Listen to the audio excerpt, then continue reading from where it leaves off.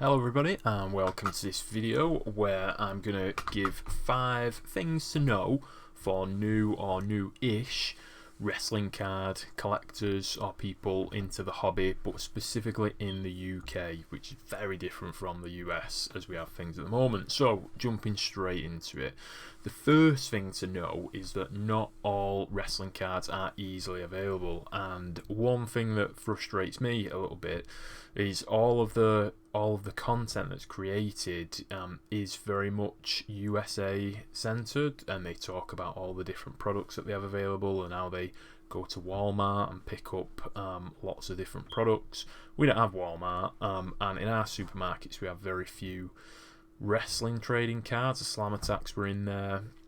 We've now got the Panini debut edition cards in there, but apart from that there's no Prism, there's no you don't get blasters or hobby packs. They're very specific for the UK audience, so you wouldn't necessarily find an autograph card from a supermarket, even if you're really lucky. They generally just don't sell them, or they're very, very, very rare. At the moment, I think the multi-packs, or the, say for example the football cards, it's $12.99 for like a tin, which is kind of like maybe a blaster or a fat pack, I guess you might kind of compare them to. You've got like a 1 in 36 chance of getting a relic, and they're $12.99 each. So you're spending hundreds and hundreds and hundreds to get the equivalent of what you'd get possibly online.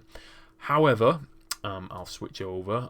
There are websites which I presume import these in, and then you can buy them from the website. There's not that many websites though, but Sports Trading Cards UK, I've used them before. If you go to shop and then other sports and wrestling, we have got a fairly decent selection. In fact, you know what, better than a decent selection, a very decent selection of different products. So basically what's available in America. Obviously sometimes they will sell out. I don't know how that reflects to America. I presume you can still get them in America, and the prices do fluctuate as well. For example, that Revolution hobby box, I'm sure that started out at I'm sure that was about £300 when it started out. The same with the Prism hobby box. Only a day or two ago that was $320 or $350. I bought a couple of the AEW blaster boxes for, I think I paid $45 each, so it is worth checking on the prices, because they do fluctuate. But when I bought my AEW cards off them, really good service, no complaints whatsoever. So next point to go to, let's have a look. So it is very much that the UK is a bit like a bubble, is its own entity. So really, my advice would be to pay attention to the UK-based content creators as well. So I've got a few here. So if you just search for UK wrestling cards, 2 that I particularly find quite useful. One, especially for unboxing, is Cambridge Trading Cards. I think there's a good selection of products that are unpacked on here.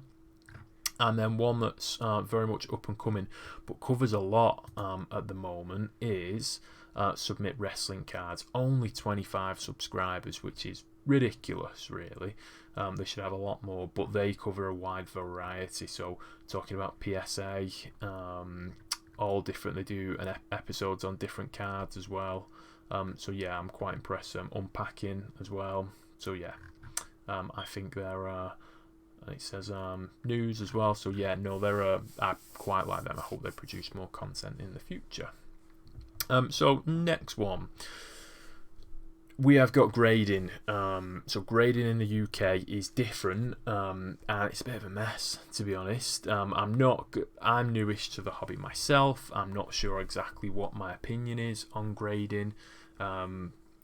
I think I do like grading overall, but it's a bit of a mess, especially in the UK. So PSA is widely known as the industry leader in grading. However, we do have an up-and-coming company called Majesty Grading. So I've graded with Majesty before. They do seem to have value in the UK as well. If you get cards graded well with Majesty Grading, I think they are now known and established in the UK. Maybe not as much as they could be, but I think they are established. They do add value to your cards. I've had some issues with Majesty grading, which I'll go into, but some of them are just issues with grading in general, though, to be honest. But it is possible. Well, presumably it's possible to get your cards graded with PSA as well, but it seems like such a mess. And apparently in the last day or two that might have changed anyway. So if you search for PSA Grading UK, you will come to this site, which is ludkinscollectible.com/PSA grading. So it's like they're a bit of a middle company, a middleman that send off cards to PSA, presumably in America, but it's just very, very confusing. I consider myself a fairly smart guy. I would not send any cards to this service whatsoever. So I mean, instantly if you go down, so we've got officially authorized. That sounds pretty good. We're looking good. But then we get to stuff like this. 0 chance of mix-up cards, and then we've got like an anti-Pokemon card. That for me indicates don't send Pokemon cards, but that's not actually the message that they're putting across. It's that they're not going to get cards confused with each other.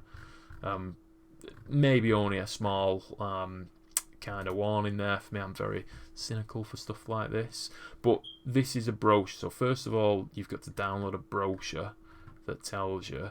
Then we've got a monthly special, $16.75 per card, but minimum of 5 cards and £12 flat postage fee.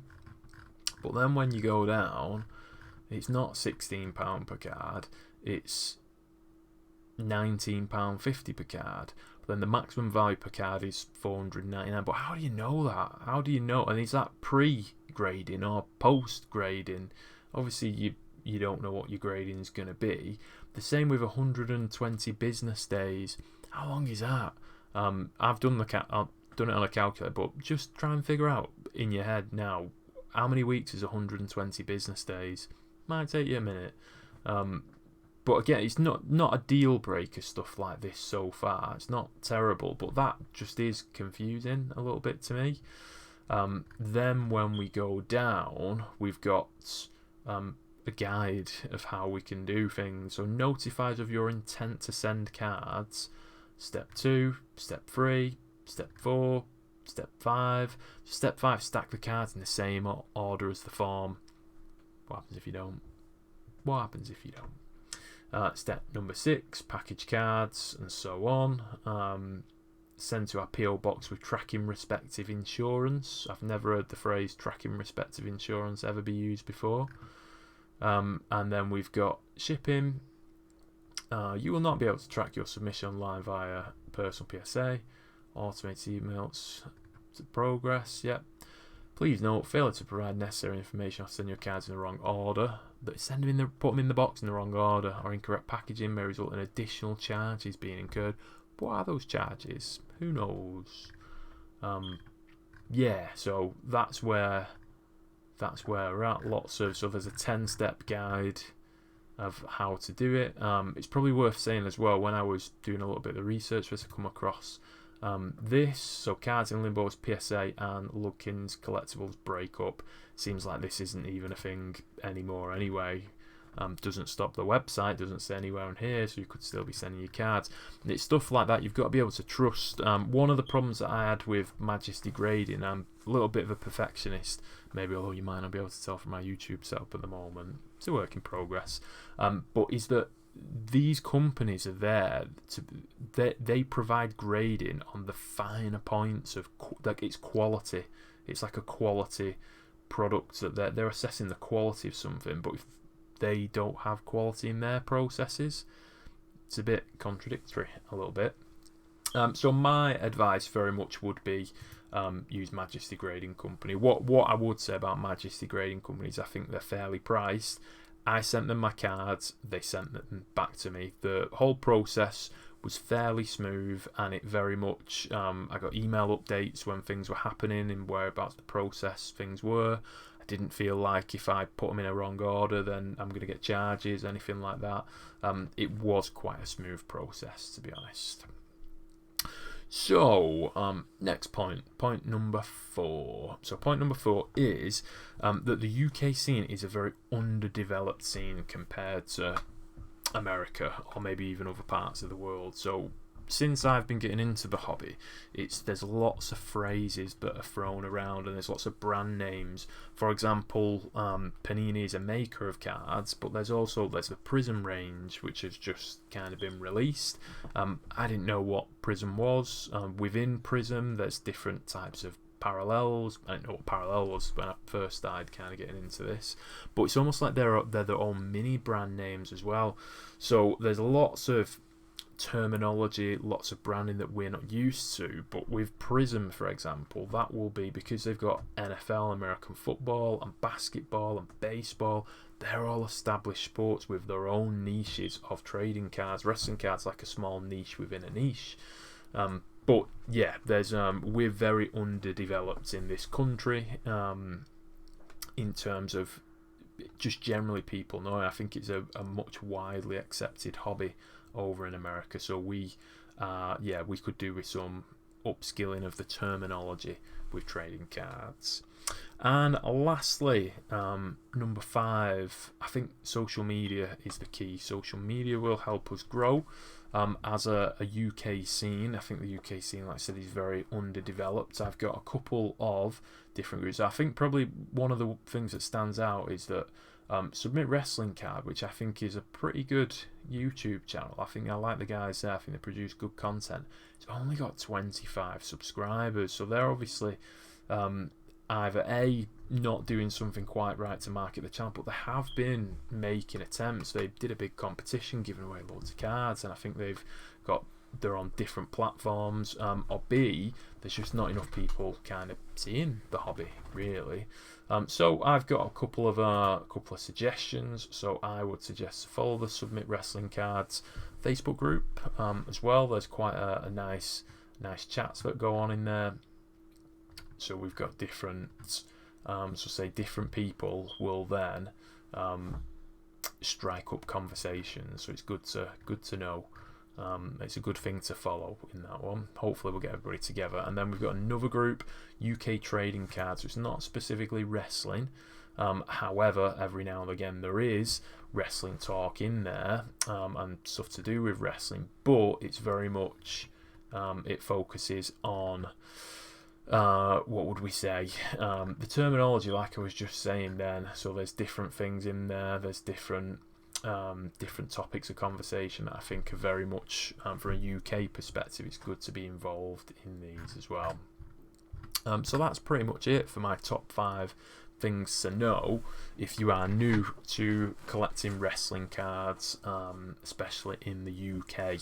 UK specific type things. If you've got any suggestions or things that people maybe should know, or if you've got anything, if you agree or strongly disagree with anything that I've said, then please let me know in the comments, and I'd be really grateful if you considered subscribing. I'm on 5 subscribers, and yeah, I know I feel Submit Wrestling Cards pain. It's difficult growing in the UK, I guess is what we'd say. But thanks very much for taking the time to watch this video. Hope you enjoyed it, and watch out for the next one.